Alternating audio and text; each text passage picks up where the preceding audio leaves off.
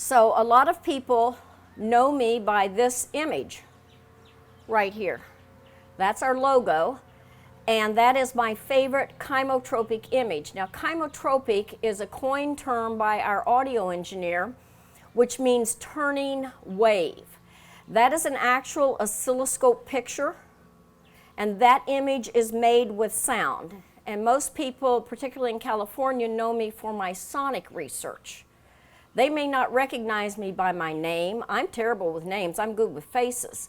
But they recognize me by my imagery. And this image that you see right here, this is a chemotropic image. How many of you are into numerology? So this image is my numerology. My life path is a 2810. My combination number is a 55. My birth name is 165, which is also expression, and my inner guidance number is 330. So I took that 28, 55, 10, 165, and 330 and built that in sound as hertz, and that is my image. So some people, because they actually see the sound fields around the body, they actually would represent that. So a lot of people have a lot to say about the Masonic teachings and don't have good things to say about the Masonics. There are groups that have the sacred teachings that there may be some bad apples in the bunch, but that doesn't mean the whole bunch is bad apples. I'm a past honored queen of Job's daughters, and so Job's daughter has to have a father or a grandfather who is a Mason in order to be eligible to be a Job's daughter. I'm a past honored queen, and when you go through the stations, what happens is you walk sacred geometry. You're walking sacred geometry patterns, and when you move and walk in these sacred geometry patterns, I can guarantee you it will train your brain to think in different measures. Now, they never taught us in Job's Daughters that we were walking sacred geometry patterns.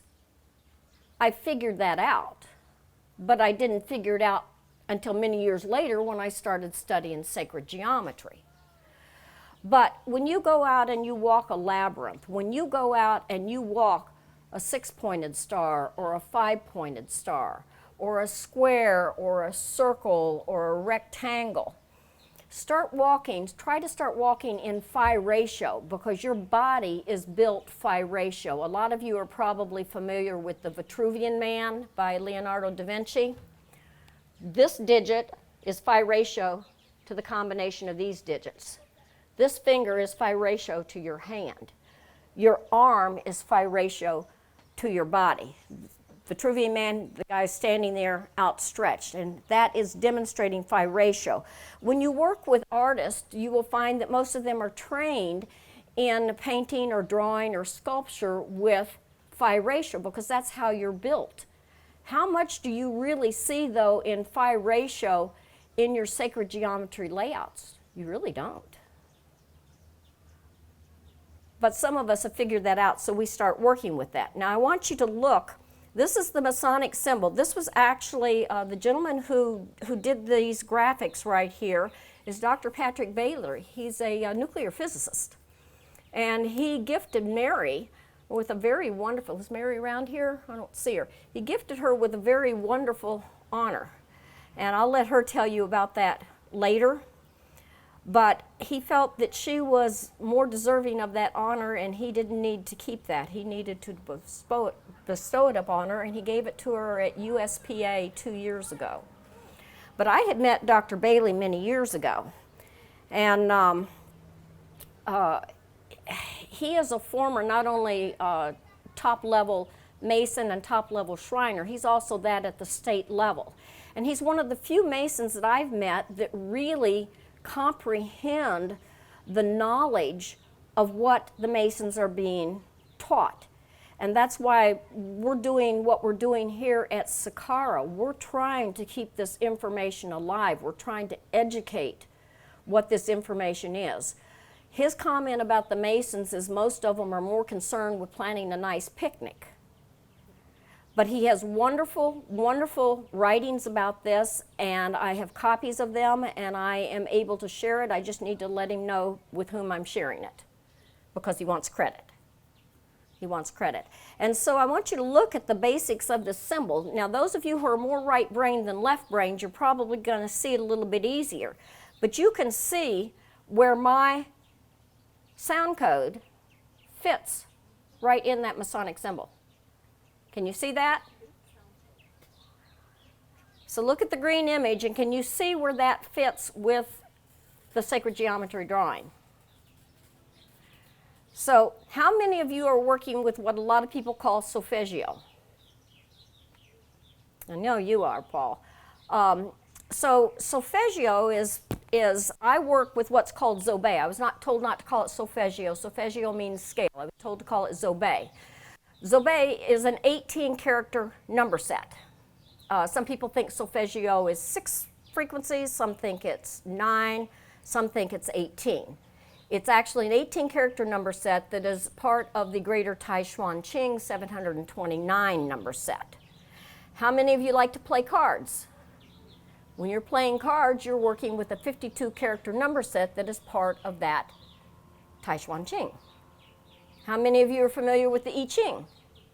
That's a 64-character number set that is part of the Tai Chuan Ching. How many of you know what the Lo Shu is? The Lo Shu is an 81-character number set. So how was this knowledge kept alive? This is older than the Bible.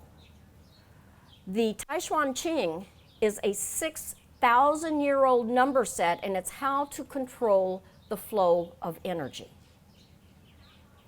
So what you're going to learn here is you're going to learn basic concepts of alchemy so that you can go deeper into your own area of expertise or specialty. And I'm going to get into that a little bit later. But basically, you're all working with this stuff, but a lot of times you don't even know it. But you may feel you've just got to have a round of cards before you go to bed. You just feel better if you sat down and played a couple of hands of rummy or canasta or something. But it's because your body is looking for that 52-character number set to resonate you into a balance. Whether you win or lose at the cards, it'll resonate you into balance. So I'm a natural night owl. I'm going to try to change that. We'll see if I'm successful. So this image, this was actually at the Fort Wayne Museum of Art several years ago. I didn't know what they were doing. We had a back projection screen, and the laser was behind that. And I couldn't see that the imagery was up. And they're like, Judy, move over, move over, move over. Well, what they wanted to do was get the images spinning around over my head. So I was kind of surprised when I saw the pictures later. So some of you, particularly Wendy Sharma, Jenny Burak, Richard Smoot, Vicky Smoot, they, Peter Dickey, Peter hasn't come here in several years. Bob, who owns Phoenix Books, if they saw this chart, they know me inside and out. They say, oh, I recognize you, Judy. So in 1993, Tom and I began studying under Delores and Herb Spence up in Reading, Michigan, out in the country on Cole Road. Well, how about that? My last name's Cole. And I can tell you, Delores was just a master at knowing the plant energy from the soil up. And she was just phenomenal. And she was a downline of Mary. So she was very good at studying her students and finding out where could they best develop their talents. And I was kind of an anomaly because I was the left-brained one in the group. And so she's like, you know, Judy, she says, radionics is where you need to go. She says, you just have to know. You can't just accept it. You got to see it for yourself. And so she kept saying, you got to do this, you got to do this. Well, I couldn't afford that equipment. And so she found me wonderfully kept used equipment that had only been used to keep mites from attacking beehives, organic beehives. So I really resonated with the machine and bought my first machine. And Tom and I went and took 5 back-to-back classes in the dead of winter, some of which were in Canistoda, South Dakota. And we came back believing really only one thing that we had been taught. And what we had been taught was that gelatin would correct the electrical charge on the lining of the intestine if you had sticky stool. But Murray, who eventually married Steve Westin, they were going together at the time, but Murray and Steve, by the time we'd had our 5th class with them in a row, and we'd been basically with them about 20 hours a day for a little over 2 weeks, they're just like, do you like to camp? And we're like, oh yeah, we love to camp. And they're like, you really should go up to this group that meets up in Allegan, Michigan. And so we bought a tent and we came up here. And that was how we ended up here in the summer of 1999, I think it was. Tom thinks it was 98, but I think it was 99, so that's a debatable. And what we found is we found ourselves having a fabulous time with a bunch of psychic, latent pyromaniacs who were just about into every form of alchemy that has ever been known to exist. As we were leaving, now Tom, those of you who know Tommy Myers, those of you who know him, he's real good at saying stuff that you think he's serious, and I'm a very literal person, so I'm just his perfect straight.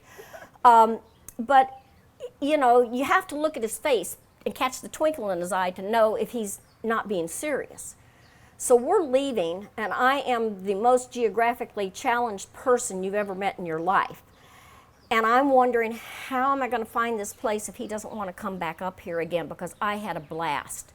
We didn't go to any of the same lectures except the group lectures, because we're total opposites.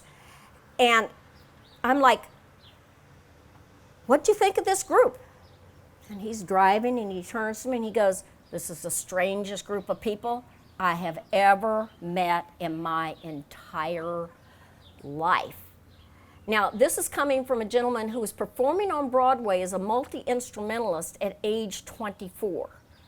His fellow students at college couldn't figure out if he was a theater student or if he was a band student.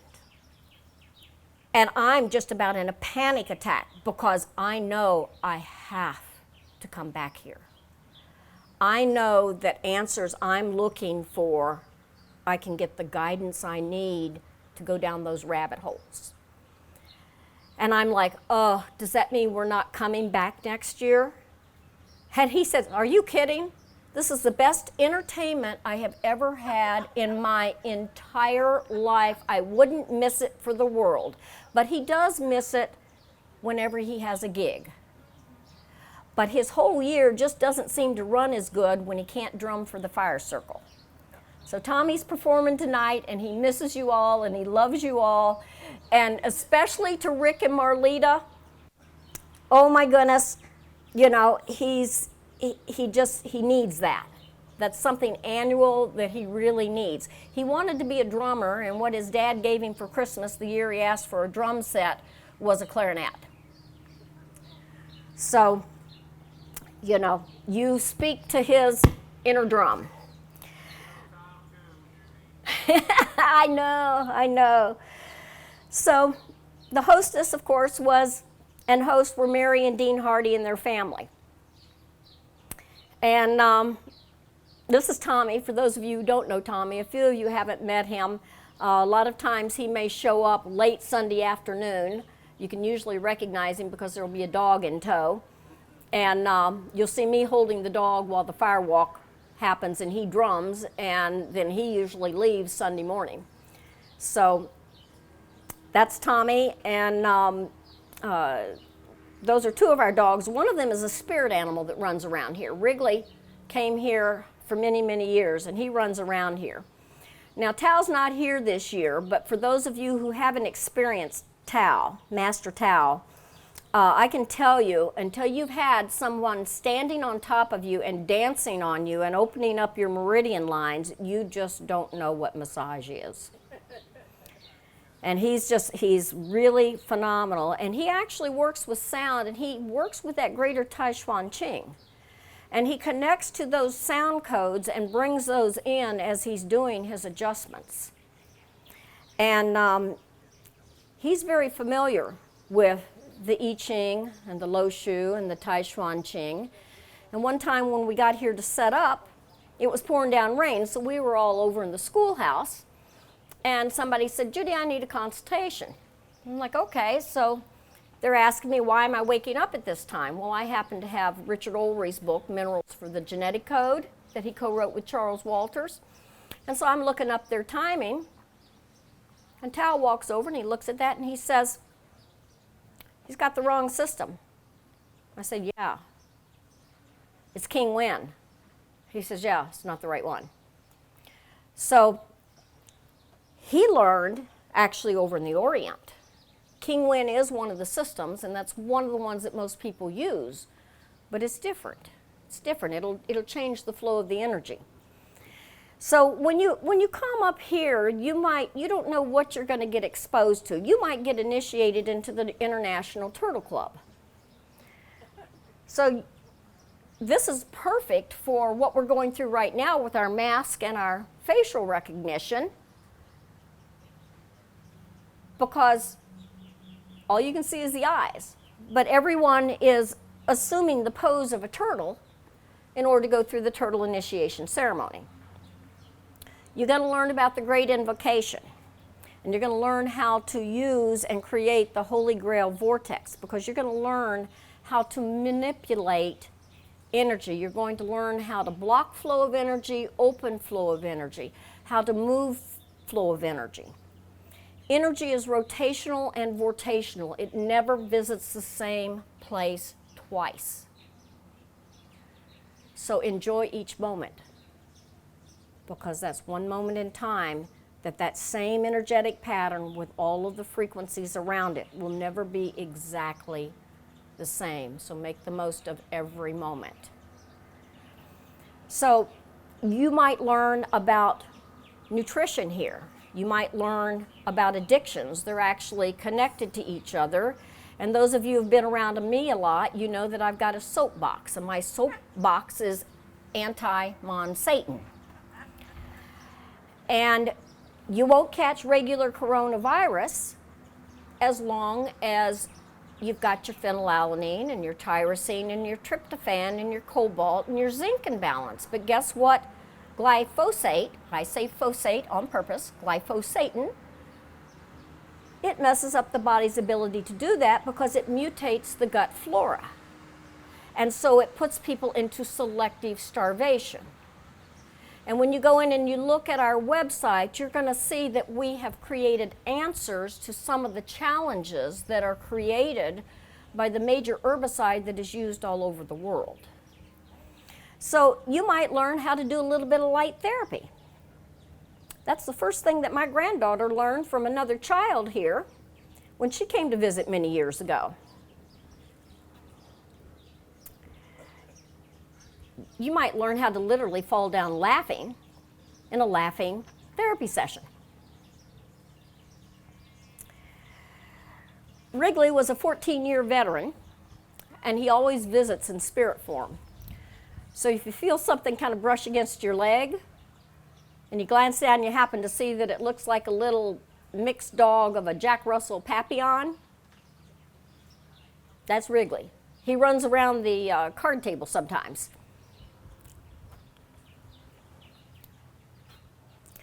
So most of us that are here, we're here to learn about geomancy. And geomancy is where you use the fairies and the divas and the energy to align the earth energies with the solar energies and ourselves as well. This image over here is the elemental compass rose. That's actually part of the Greater Taishuan Qing. I happen to be into water sonication, which is cleaning water with sounds, and I happen to be into thaumaturgy. So thaumaturgy is a mathematical art form that works on the fourth dimension and above. So how do I work with thaumaturgy? I take these mathematical codes that are hidden in the ancient art and the ancient text, I study them and I decipher them, and then I build them in sound, and then I play them back.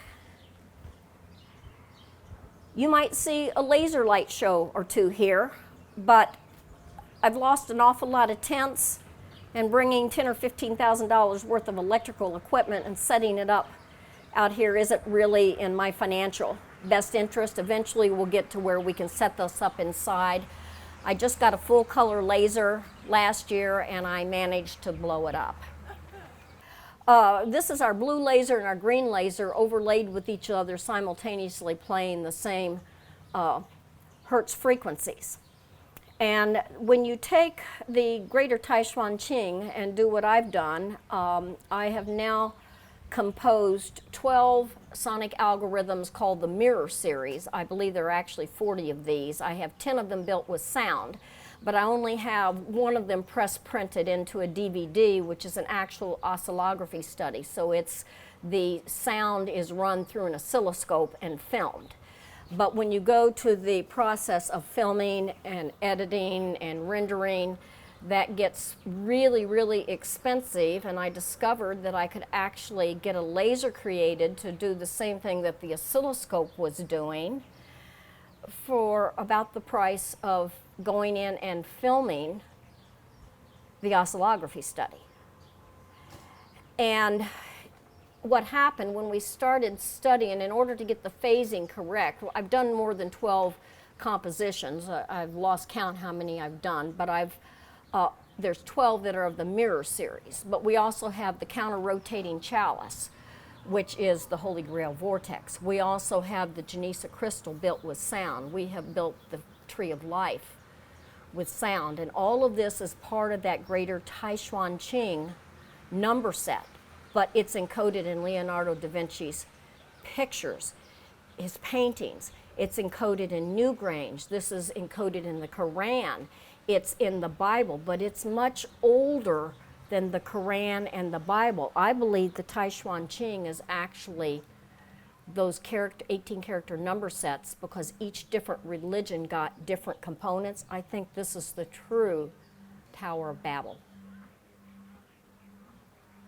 And by learning to work with all of these numbers and how they work together is how we can get back to being one. Because what are universal languages? Math, music, love, a smile. Those are universal languages. Music. Anybody say music? That's how they used to control people, was with music. You know, the Queen of England didn't like what they were doing in Ireland, so she killed all of the bards. She killed the poets. Killed the musicians, because they could rally the people to think for themselves and to act for themselves. And that wasn't what was wanted, because some people feel they have to have power over. So you might learn about plant-based remedies here. You're definitely going to learn about essential oils. Last night, I don't know who was working with essential oils, but while we were watching the video last night, I distinctively smelled 3 different blended oils. And I was just sitting out there just enjoying it. I wasn't being worked on, but I was getting worked on and I loved it.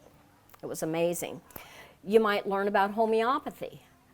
You might learn about massage therapy. You might learn about how to make glycerites or how to make tinctures.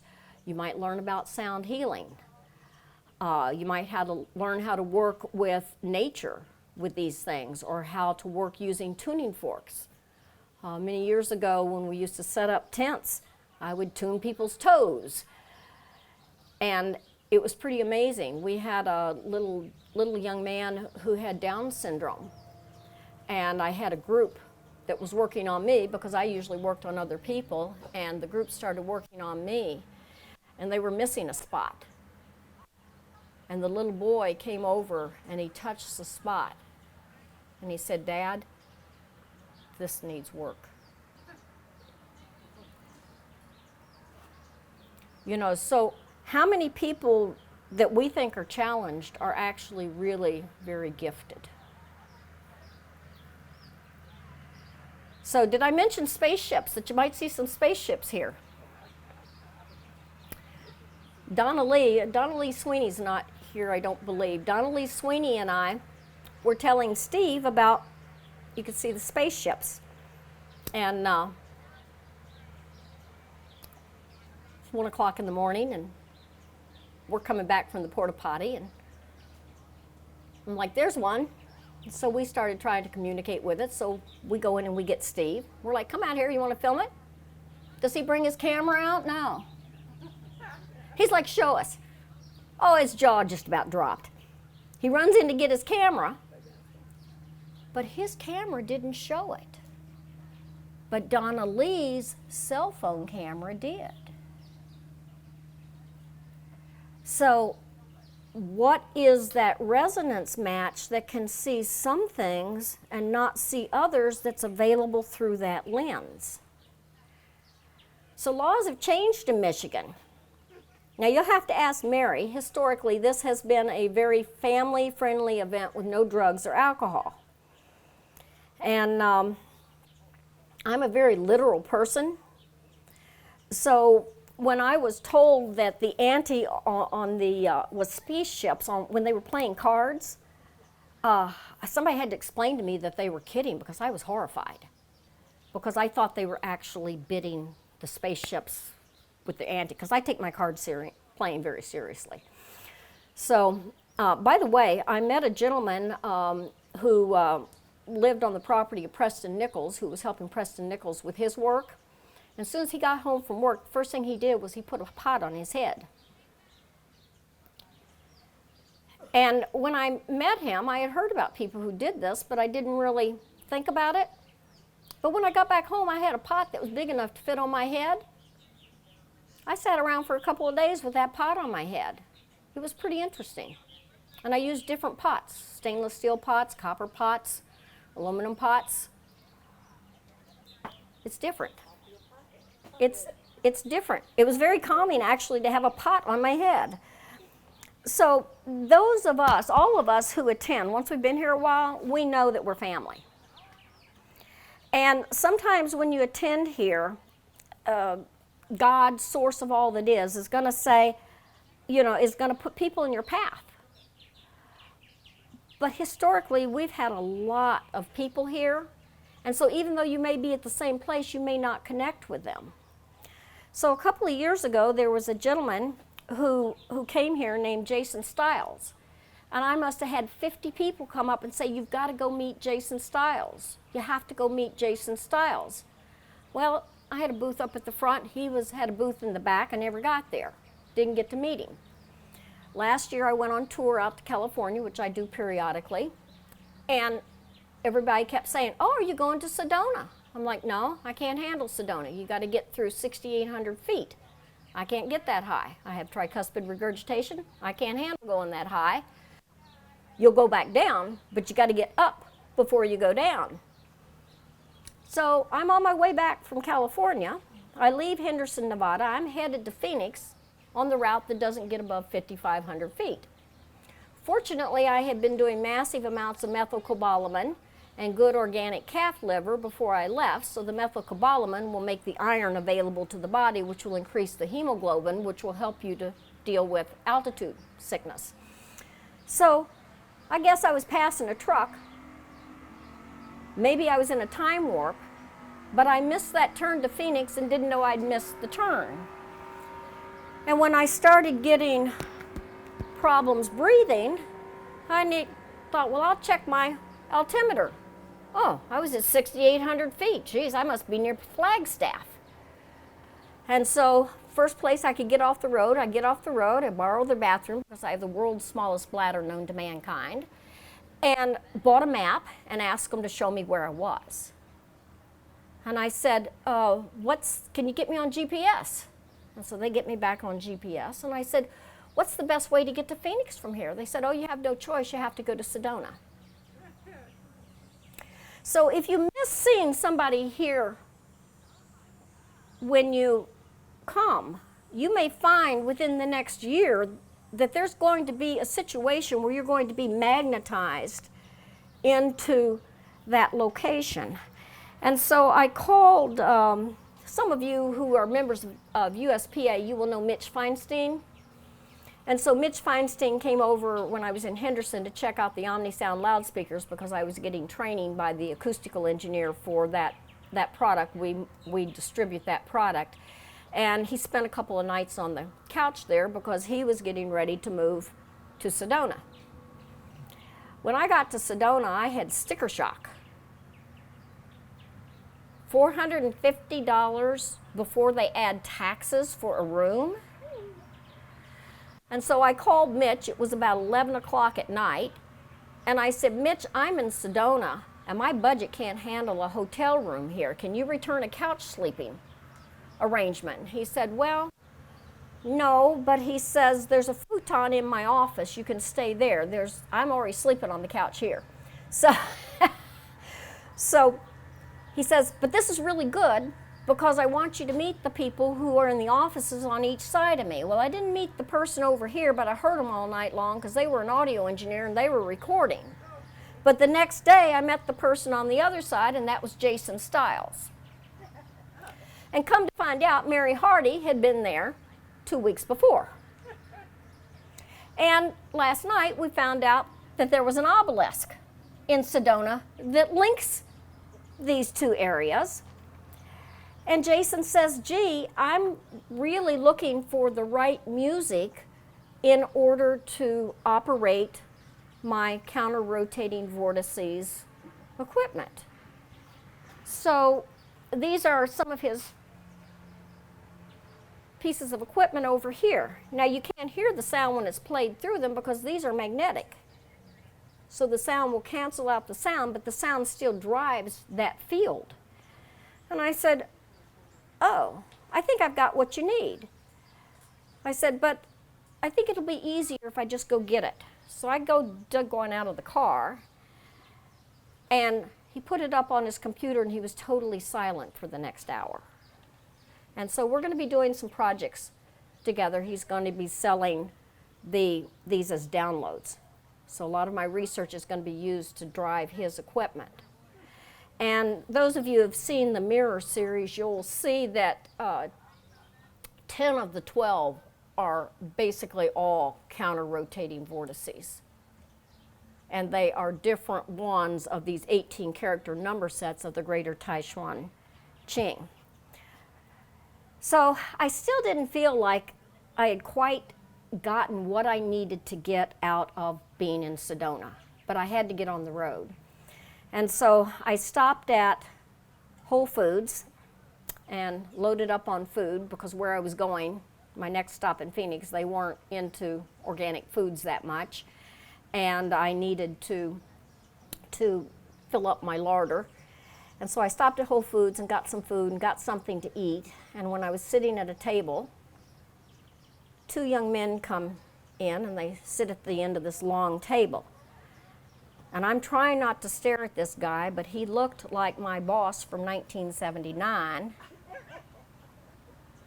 aged about 15 years, but he was his spitting image, with the exception of the length of his hair. And so afterwards, I went to the bathroom before I was leaving, and as I walked by the end of the table, I said, I'm sorry for staring at you, but is your last name Siegel? And he said, no. He says, my name is Michael Sutherland, but I'm psychic. There is something we need to figure out here. We do know each other. So one of the presidents of USPA was Dr. Peter Moscow.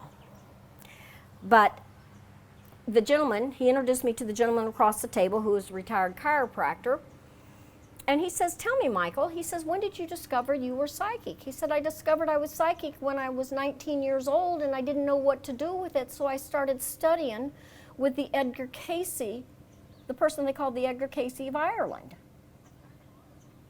And I looked at Michael, I said, what was his name? And he says, oh, somebody you wouldn't know. He was from Kentucky. His name was Dr. Peter Moscow. Dr. Peter Moscow, when I had deciphered this rose pattern made with sound, I showed it to Peter, and it was the last time I ever saw him alive. And I showed it to Peter, and I said, check this out. This is what I'm getting with sound. Peter was wonderful at encouraging budding artists. He just had a knack for that. And Peter said, you know, Judy, I can see this as a rose, and I can understand the math of this as a rose, but most people aren't going to get that. He says, can you make it red? I says, actually, we just ordered a red laser. I'll have it for you next year at USPA. But Peter didn't make it to the next year at USPA because he had a brain aneurysm and died. And when I got the call, his funeral, his memorial was the next day. And I was really distressed because I had promised to have that red rose. And it took 6 artists across the pond in total, including Peter, to make it into red. And I took it down and gave it to Tish. And so I looked at Michael and I said, did you by any chance go to his memorial service? And he said, I did. I flew back from Sedona for it. And so I said, my cell phone's dead. Could you give me your cell phone? I went on my website and had a tribute to Peter Moscow and the story about the rose on there. And so we think that somehow between Mary and Kinkillick and that obelisk in Sedona and the sacred geometry structures here and Dr. Moscow, that and also Mitch, because Mitch wanted me to meet Jason Stiles, that somehow that magnetized me into Sedona. So you've got to be, when you come here, just realize that you're not just getting imprinted for this weekend or this moment or this day. This is going to impact your physicality for the rest of your life. And that first year afterwards, stuff is just going to start coming in, and you're going to get aha moments and more aha moments. Some of us are a little slower. Sometimes it takes me 5 or 6 years to get it. But you know, you will have these aha moments that will happen. But what happens here is there is a field effect that gets created. And that field effect that is created impacts everything around you. So I see us as being like a bubble of sound. And we think this is our bubble, but our bubble actually goes out 15, 20 feet. And our bubbles interact. You guys are sitting close together. Your bubbles are interacting. And when we started working with the oscilloscope in the audio engineer's office, what we were finding is we would work on the sacred geometry sonic information that we were deciphering, and a crop circle would be going on the ground at the same time that we were working on that. The crop circle you see here has 12 different size cubes of space. When we worked on discovering how to create a cube of space with sound, we created 12 that night. Imagine our shock 24 hours later when a friend of mine who was into crop circle connector said, "What were you doing at the audio engineer's studio last night?" So it's like, okay, we're all interconnected. So here's a recent crop circle with a Knights Templar cross image. Look at this chymotropic sound code.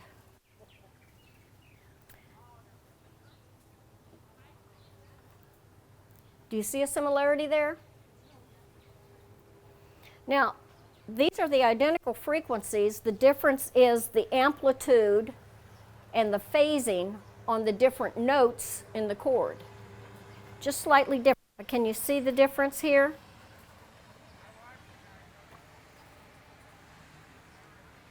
Check out this one. Now, this one is a combination of sine waves and sine square waves. And this is working with very much with the phi ratio. Same thing here. This is all sine waves. This is sine square waves. So, how do you move between the dimensions? Here's what Mary's teaching us. This is the real Holy Grail. And the real Holy Grail, this looks like a double Vesica Pisces here. But this is the view looking down through the double chalice. And it's showing you right before when you change the phasing, it moves into a tube torus. There's your Ark of the Covenant. Identical frequencies, different view, different angle. This is the tree of life, built with sound. This is working with a 7. There's your 7. I don't quite have the right image to this, but there's another crop circle that's more like this that I haven't found yet. This has the cubes of space in the middle, which I think was trying to guide us into working with that, with what we were doing with our sonic research. This is the Genesa crystal built with sound. This is a cube octahedron. And we call it Mobius whorl. Looks like ribbon candy to me. This is from Strings and Magic. That looks like a particle generator to me. So this is my favorite image. This is the oscilloscope of my favorite image that I call Galliminos. That's my logo.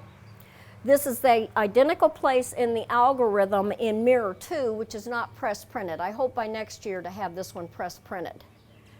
And so you can see that these are basically, it's the same pattern, different frequencies, and so it's kind of like an overlay. And so where we think we're going to get more information is taking Mirror 1, Mirror 2, and doing an overlay of them and do it with different colored lasers so we can see it. So here's Chalice Well. A lot of you are familiar with Chalice Well. Here's the top of Chalice Well. Here's a crop circle showing this. Here's a crop circle showing this. This is the same frequencies right here, built with sound. So you got to teach them when they're young. You know, they pick it up and they just know it, and it's just ingrained with them. It's like Stacy was saying, you know, you have to unlearn certain things that you've been taught in order to get back to that divine original blueprint that you came in with. And so I think of things like our day and time of birth and place of birth and our name. I think of those as being filters that go upon you. And so that's why I see numerology and the destiny cards. I see those as important things because they show you the filters that are laid on you. And by understanding those filters, that can help you get back to what is your divine original blueprint. What did you come here to do? Why are you here? What's your purpose? And did I mention to you, teach them young? This is my granddaughter at age 21 months, learning to work with the pendulum. What's interesting is in physics, right there is where the energy impacts what's happening down here. Her eyes are not focused here. Her eyes are focused right there. So somebody might say that a little birdie told me something about how to make strings of magic. And that's true. So here is your Holy Grail vortex. Here is your double counter-rotating chalice that makes the Rosicrucian, the Knights Templar cross, the particle generator. It also makes the infinity, the double infinity that turns into a tube torus before it turns into the particle generator. And here it is in the Last Supper painting. And what we did is we assumed the bilateral symmetry, which you do when you look at most paintings, and then we slightly phase shifted it. I believe Leonardo da Vinci actually saw the sound field around the body. Because when you take and start working with his paintings, these are the types of discoveries that you make. But I didn't study Leonardo's painting and create this because I actually was downloaded the information. So this is the little birdie that told me. That's an oscilloscope picture. But in reality, it was Dr. Patrick Bailey. And Dr. Patrick Bailey saw my Strings of Magic. Randy Masters showed it to him out in California. And he said, "Did you make that, Randy?" And Randy said, "No, this lady in Indiana made it." And he says, "Do you know her?" He says, "I do. We're working on a project together." He said, "When she comes out here," he says, "I'd like to meet her." And he says, "Well, I'll see if Judy will meet you." So I met Dr. Bailey. And I was traveling with a mechanical and electrical engineer I was working with at the time. And Dr. Bailey met us for lunch and fed everybody a very expensive meal. It would pay for my groceries for two weeks for my meal alone. And as we got in the car, he said, "Are you presenting at East West bookstores?" And I said, "No, they weren't interested in what I do." He says, "Well, it's just down the street. Walk down here with me. You guys go get the car." So we walked down there, and he found out what my schedule was while we were walking, how long are you going to be here. We went in, and he said, "You need to put her on your speaking schedule." I was scheduled that week. So he came over the next day, and he walked in the door, and everybody was delighted to see him. And he told Randy, he says, "You take these two guys and go for a walk on the beach."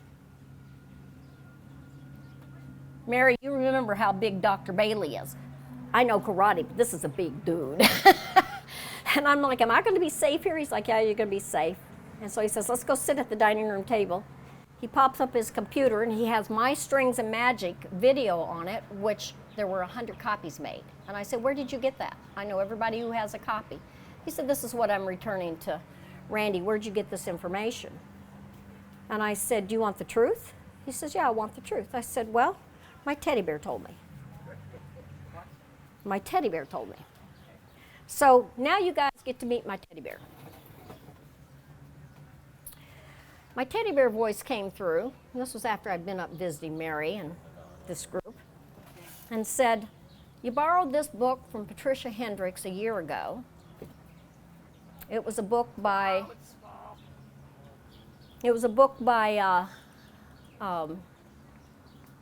I can't think of his name, the gentleman who was the pilot who deciphered the geomancy from the air and all the ancient sites. He was from Australia. But his book is full of an awful lot of math. He challenged Bruce Cathy. And he challenged Einstein's mathematics. And I just couldn't get past the math. I mean, I can't even solve for more than one variable in algebra. And so I was told what page to turn to and to look at it and read it. So I did that. And then my guide said, "Tom bought you a book a month ago, still in the sack. Go get it." And the sack was by, the book was by Margaret Starbird, and I was told what page to turn to. And I was told to read the next couple of pages, so I read it. And I said, "Okay, what am I supposed to do with this? What do you see that's in common?" I said, "Well, 4 of these frequencies are half of these frequencies. Yes, go build it." So I booked time at the studio, and I built it, and what we got was literally what Mary had been teaching us for years. It's about the counter-rotating chalice, the cup, and the sword, and it was built with sound. And you're welcome. Well, I can finish. So well, let me finish this section. So with a little help from some water and some stones and some unseen friends, in 1993, I had 2 glyphs appear in my backyard. The first one was in sand, and the second one was in snow. First one, I was freaked out. I thought somebody broke into my yard. And I was a single lady that lived alone. Second time, it was in snow. There were no footprints, and it looked like somebody had taken a blowtorch and cut the pattern. And the pattern was the flower of life, the seed, the center seed of the flower of life. It took me until 2003 to realize that that was made with a 5-to-1 ratio with sound, because I heard it when it was made. So when you see those spinning white orbs making the crop circles, there's a very high frequency pitch. I have hyperacusis. I could hear it. And I heard it both times as those images were made. And that's what kind of has led me down the rabbit hole. But when you come to Temple of Sakkara, pay attention to what you resonate with. There are so many different forms of alchemy, and every one of them works, and they all work well. And you will find someone else here who is also resonating with that same information, who is also working to figure it out and learn it. So you can learn a study partner, a buddy, but you'll have somebody that you can bounce ideas off of and your research off of, and you can learn so much here. And if you don't get it when you're here, that's okay. 6 months from now, you'll wake up from a lucid dream and you go, oh, duh, I get it. So welcome to Sakkara, everyone. I think you're going to have so much fun, and you're going to learn so much, and you're going to be able to take your life and manage it in a way that usually only the masters know how to do, because you will learn to be a master. Thank you. Thank you, Judy. That was an excellent speech.